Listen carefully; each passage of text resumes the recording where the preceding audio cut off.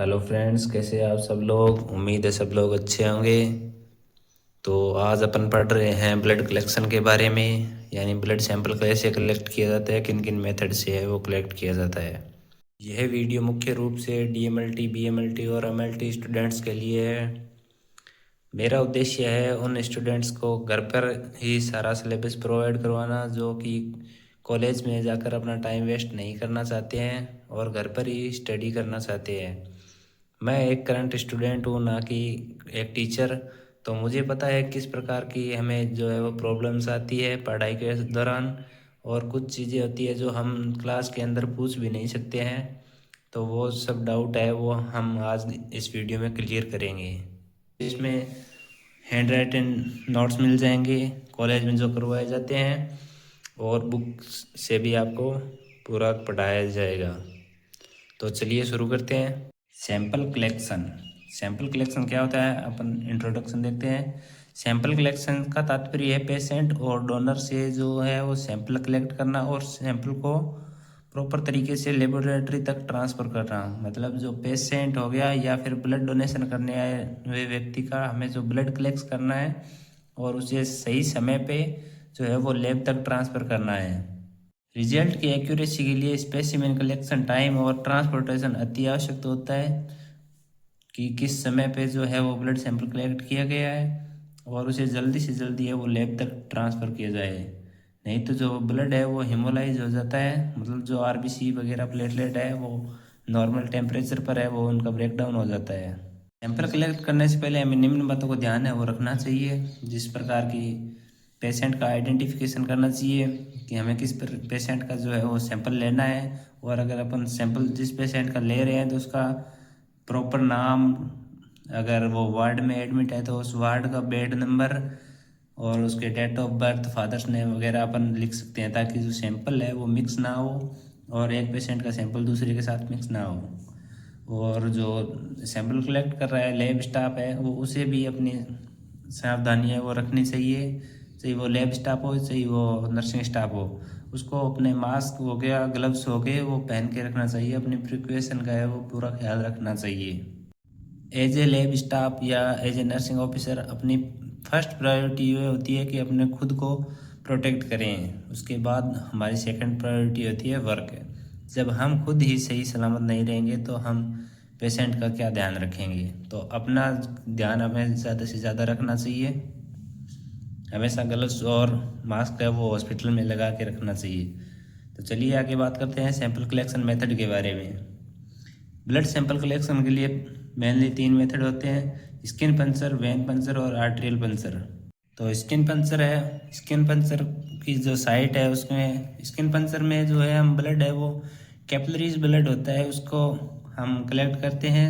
Finger के जो top होता है उसमें अपन स्टेराइल लैंसेट से जो प्रिक करते हैं, उसके बाद जो ब्लड की ड्रॉप है वो कलेक्ट करते हैं। चलिए कलेक्ट करने का मेथड देखते हैं। पहले साइड को 70% एल्कोहल या स्प्रिट से हमें क्लीन करना है। उसके बाद स्टेराइल लैंसेट के द्वारा स्किन को डीप कट करते हैं 2 से 3 mm। ब्लड की फर्स्ट ड्रॉप को है वो कॉटन के द्वारा क्लीन कर लेते हैं तथा फ्रेश ब्लड को जो टेस्ट के लिए उपयोग में ले लेते हैं। मतलब कि जो ब्लड की वो पहली ड्रॉप जो आएगी फिंगर से प्रिक करने के बाद उसको तो अपन कॉटन से क्लीन कर देंगे, और सेकेंड ड्रॉप को अपन अपने टेस्ट के लिए यूज़ ले लेंगे। इसका यूजेज है वो ब्लीडिंग टाइम देखने के लिए किया जाता है, क्लोटिंग टाइम देखने के लिए किया जाता है, ब्लड शुगर के लिए ये टेस्ट में मेथड फॉलो किया जाता है। हेमेटोलॉजिकल एग्जामिनेशन में ये किया जाता है, जैसे एचबी टेस्ट हो गया, टीएलसी डीएलसी हो गया, आरबीसी काउंट, ये सब टेस्ट में यूज लिया जाता है। और ब्लड ग्रुप टेस्ट के लिए भी यही लिया जाता है। इसमें जो है मुख्य साइट अपन बात करते हैं कि किस साइट से जो है वो ब्लड कलेक्ट किया जाता है। तो इसमें अडल्ट और चिल्ड्रन में जो है वो फिंगर या ईयर लोब से लिया जाता है। इन्फेंट्स में जो है वो टोज यानी पैर के अंगूठे से जो सैंपल है वो कलेक्ट किया जाता है। चलिए सेकंड मेथड देखते हैं, वेनिपेंसर। वेनिपेंसर में इक्विपमेंट देखते हैं अपने को क्या क्या सामान चाहिए। पहला टॉर्निक्यूट हो गया, वो रबर का पट्टा हो गया जो अपन कलाई ऊपर बांधेंगे। दूसरी सिरेंज होगी, स्टेराइल स्वैब हो गया मतलब साइड को क्लीन करने के लिए, टेस्ट ट्यूब हो गया, बैंडेज होगी मतलब सैंपल कलेक्ट करने के बाद में जो अपन हाथ पे लगा के छोड़ेंगे। चलिए प्रोसीजर की बात करते हैं इसमें। पेशेंट का आइडेंटिफिकेशन करना है पहले अपने को, मतलब जो खाली वाइल है, एंटीकोगुलेंट वाइल है, उसके ऊपर पेशेंट का जो है वो इन्फॉर्मेशन लिखना है, प्रॉपर वर्क करना है अपने को, ट्यूब के ऊपर लिखना है, प्रॉपर लेबलिंग को चेक करना है। सैंपल कलेक्ट करने से पहले ग्लव्स पहनना अति आवश्यक है। स्टाफ को अपने प्रिकॉशन का ध्यान रखना चाहिए। तो अब अपन देखते हैं कि वेनिपंचर किस साइड से किया जाता है। हमारे हाथ में जो वेनिपंचर के लिए है वो मुख्य रूप से 3 वेन आइडेंटिफाई की गई है, जिसमें सेफेलिक होगी, बेसिलिक होगी और क्यूबिटल होगी। ये मैं आपको बुक में दिखा देता हूँ। क्यूबिटल वेन ये हो यहाँ से होगी, बेसिलिक वेन भी ये यहाँ से और यहाँ से 2 जगह से होती है, बाइसेप्स ब्रोंकिया ये होती है,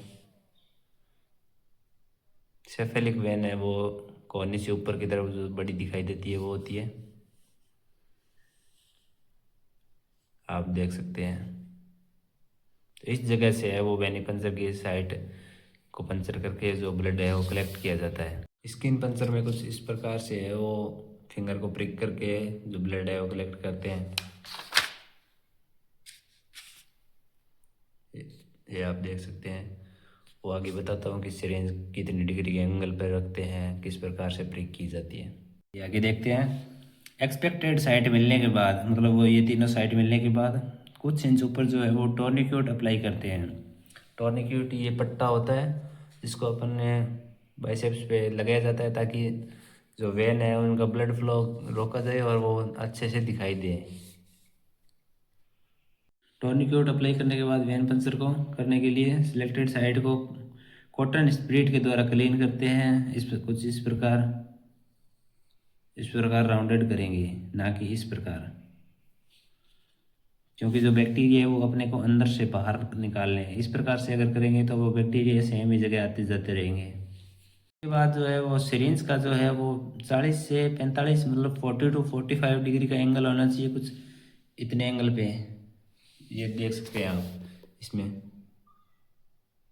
40 से 45 डिग्री पे अपन है जो वैन को पंचर करते हैं। अप्रोप्रिएट अमाउंट में ब्लड कलेक्ट करने के बाद जब न फेस्ट को है वो खोलने के लिए बोलते हैं, मतलब मुट्ठी को है वो खोलने के लिए बोल देते हैं पेशेंट को। उसके बाद साइड पर है वो स्पिरिट स्वाब अप्लाई करते हैं एवं वेनिपंचर साइड पर प्रेशर दे दिया जाता है। प्रेशर कुछ इस प्रकार से अपने को दे के रखना होता है, ना कि इस प्रकार से मसलना होता है उसको, ताकि जो है हेमेटोमा फॉर्मेशन है उसको रोका जा सके, मतलब ब्लड है वो बाहर ना आए। 1 से 2 मीटर का इतने में जो प्लेटलेट है वो क्लॉट बना देगी और ब्लड है वो बाहर नहीं आएगा। अब अपन देखते हैं वेनिपंचर ब्लड का यूज़ किस लिए किया जाता है। हेमेटोलॉजिकल के सभी एग्जामिनेशन हो गया, HB TLC DLC वो सब हो गया। इम्यूनोलॉजी टेस्ट के लिए किया जाता है, बैक्टीरियोलॉजी टेस्ट के लिए किया जाता है, सीरोलॉजी टेस्ट के लिए किया जाता है और ब्लड कल्चर के लिए किया जाता है। ये सिरिंज है जिनका उपयोग किया जाता है। इन सभी टेस्ट के लिए वो वेनिपंचर ब्लड का है वो उपयोग किया जाता है। 3 मेथड इसलिए यूज किए जाते हैं ताकि हमें 3 प्रकार के ब्लड है वो लेने होते हैं। फिंगर से जो है हम कैपिलरीज ब्लड लेते हैं, वेनिपंचर से जो है वो हम डीऑक्सीजनेटेड ब्लड लेते हैं, और आर्टेरियल पंचर से है वो हम ABG करते हैं, मतलब आर्टेरियल ब्लड गैसेस के टेस्ट के लिए किया जाता है, मतलब O2 वाला ब्लड है वो हमें चाहिए होता है इसके लिए। चलिए अपन बात करते हैं आर्टेरियल पंचर के बारे में।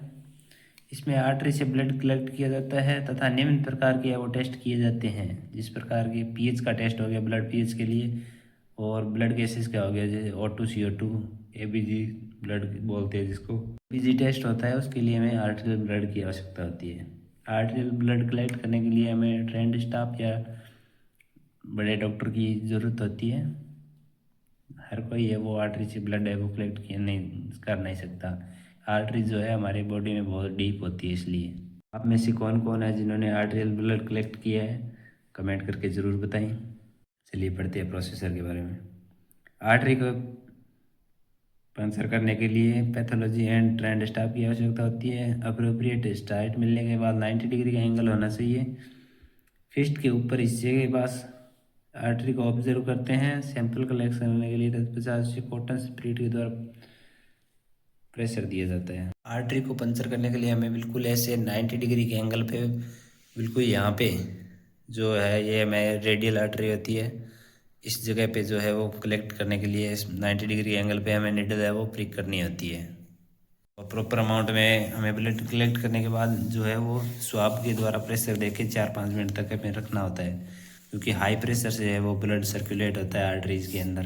साइड की बात करें तो अपन रेडियल आर्टरी होती है जो अभी मैंने बताई, अंगूठे की सीध में कोहनी की कलाई के पास। ब्रोंकियल आर्टरी होती है कोहनी के पास, और फीमोरल आर्टरी होती है हमारी फीमोरल बॉल के पास, मतलब जांग के अंदर। तो ये तो हो गई अपने नोट्स की बात। अब थोड़ा देखेंगे अपन बुक से, आपको अगर स्क्रीनशॉट लेना है तो ले सकते हैं।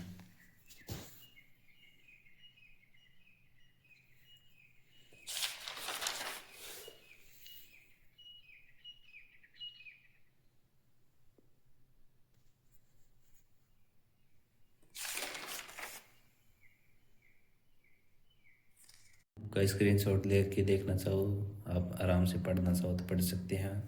वैसे सेम ही चीज़ें हैं, कुछ ज़्यादा डिफरेंस नहीं है। इसमें जो है वो केवल 2 ही मेथड बताए गए हैं, स्किन पंचर और वेन पंचर, आर्टरियल पंचर बताया नहीं गया इसमें। तो एक चीज़ मैंने तो आपको ज़्यादा ही करवा दी है, क्योंकि ये हमारे ज़रूरी होती है आर्टरियल पंचर, बुक में पता नहीं क्यों नहीं करवाया है।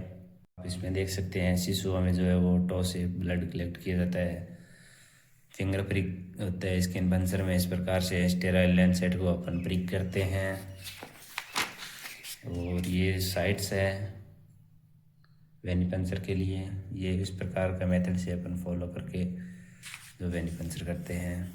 तो चलिए धन्यवाद, मज़े मज़े में साइंस पढ़िए। ये था हेमाटोलॉजी का अपना 5वां चैप्टर। अपन ने 4-5 चैप्टर पहले कर लिए हैं, ब्लड कर लिया है, हीमोग्लोबिन कर लिया है, TLC DLC कर लिया है, और एंटीकोगुलेंट्स कर लिए है। आज सैंपल कलेक्शन हो गया। कल आप बताओ क्वालिटी मैनेजमेंट करवाऊँ या फिर एनाटॉमी में कुछ करवाऊँ या फिर पैथोलॉजी शुरू की जाए, कमेंट में बताओ। मेरा तो मन कर रहा है कुछ एनाटॉमी में पढ़ा जाए। लैब वाला के साथ जुड़ने के लिए धन्यवाद।